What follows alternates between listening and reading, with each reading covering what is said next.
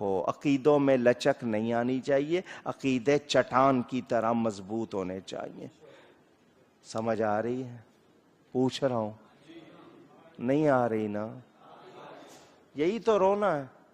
آپ کہتے ہو آ رہی ہے، میں کہتا ہوں نہیں آ رہی۔ آپ کے بچے کہاں جا رہے ہیں؟ آپ کی عورتیں کہاں جا رہی ہیں؟ کس طرح گھروں میں معاملے بگڑ رہے ہیں؟ کیوں ہوش نہیں کرتے؟ ٹی وی کو دیکھ دیکھ کے، ادھر ادھر کو دیکھ کے، انٹرنیٹ کو دیکھ کے کتنے گھروں میں لوگ عقیدے بدلتے جا رہے ہیں۔ سنیو، اپنے عقیدوں کو بھی درست کرو اور اپنے عورتوں بچوں کو بھی صحیح عقیدے سکھاؤ۔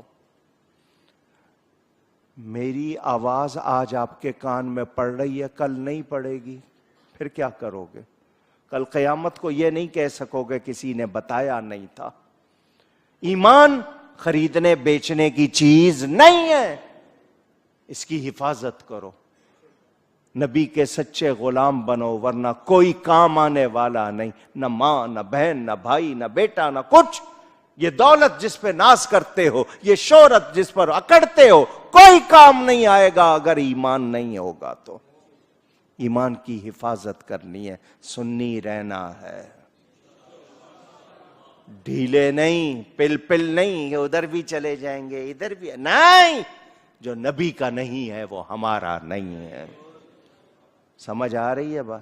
نہ اس کو ووٹ دینا ہے، نہ نوٹ دینا ہے، نہ کھال دینی ہے، نہ چندہ دینا ہے، نہ بہن بیٹی کا رشتہ دینا ہے۔ سمجھ آ رہی ہے؟ ہاں ہاں، جس طرح کہ آپ کا انداز ہے نا، اس سے مجھے بہت سمجھ آ رہی ہے۔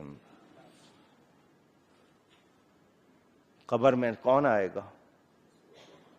کیا منہ دکھائیں گے اگر ان کی وفاداری نہیں کی تو؟ سوچ